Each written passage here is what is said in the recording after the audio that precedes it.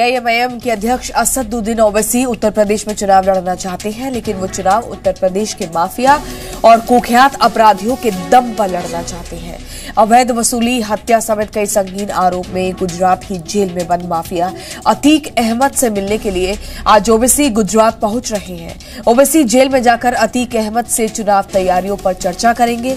अतीक अहमद की पत्नी पहले ही एआईएमआईएम में शामिल हो चुकी है। सिर्फ अतीक नहीं, माफिया मुख्तार अंसारी को भी एआईएमआईएम अपनी पार्टी में शामिल करना चाहती है। हत्या का आरोप, अवैध वसूली का आरोप, 90 से ज्यादा गंभीर आपराधिक केस। ये परिचय है उत्तर प्रदेश के माफिया अतीक अहमद का, जो इन दोनों अहमदाबाद की साबरमती जेल में बंद है। एक समय अतीक अहमद के आतंक से यूपी की जनता त्राहिमाम करती थी, लेकिन एआईएमआईएम के अध्यक्ष असदुद्दीन ओवैसी को अतीक अहमद के आपराधिक आंकड़े नहीं दिखते। उन्हें अतीक अहमद में अपनी पार्टी का वोट दिखता है। जेल में बंद अतीक अहमद से मिलने के लिए असदुद्दीन ओवैसी आज अहमदाबाद पहुंच रहे हैं। जेल के अंदर ओवैसी और अतीक अहमद उत्तर प्रदेश के चुनाव पर चर्चा करेंगे। 25 सितंबर को ओवैसी की प्रयागराज में चुनावी सभा है, जिसे लेकर वो अतीक अहमद से बात करेंगे। अतीक अहमद की पत्नी शाइस्ता परवीन पिछले दिनों एआईएमआईएम में शामिल हुई। उसी दौरान शाइस्ता ने अतीक अहमद के भी पार्टी से जुड़ने का ऐलान किया था।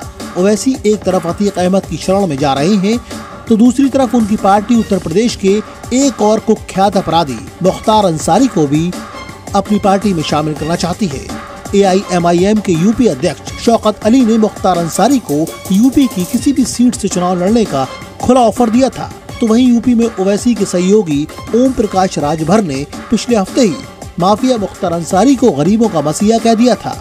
पूर्वांचल में चाहे भाजपा का नेता हो, चाहे सपा का हो, चाहे बसपा का, चाहे कांग्रेस का, जिसको चुनाव जीतना होता है वो जाके मुख्तार अंसारी के यहाँ माथा टेकता है। वहाँ के गरीब कमजोर उसको मसीहा मानते हैं, उधर के नेता उसको मसीहा मानते हैं।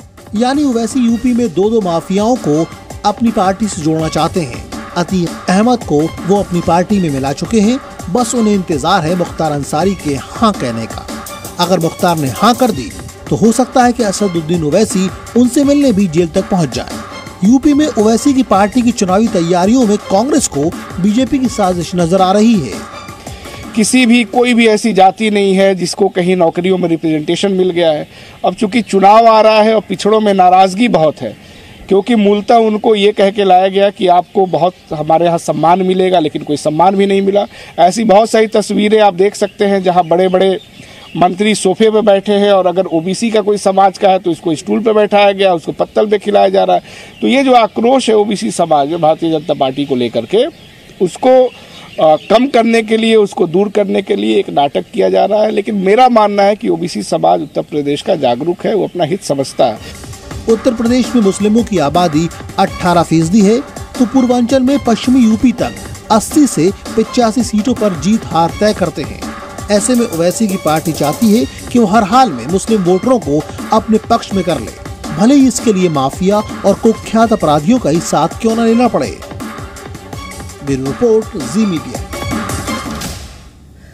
और इसी खबर पर ज्यादा जानकारी के लिए जी मीडिया संवाददाता विशाल हमारे साथ जुड़ गए हैं। विशाल, क्या खबर है, इसको लेकर क्या जानकारी और मिल रही है कि आज ओवैसी गुजरात जाएंगे, अतीक अहमद से मुलाकात करेंगे। उनकी पत्नी तो पार्टी में एआईएमआईएम में शामिल हो ही चुकी है।